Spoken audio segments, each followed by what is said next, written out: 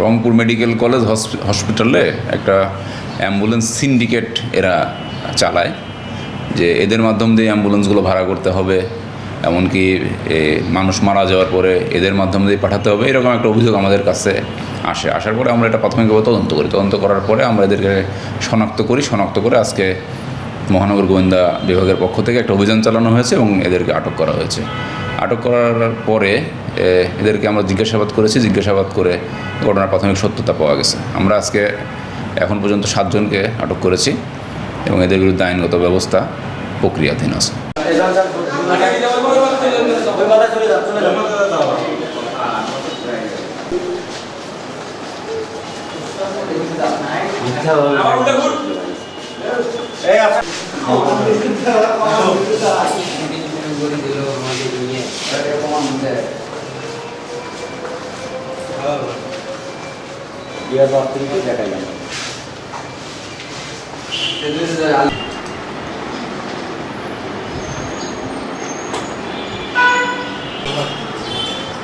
ছবি নেব।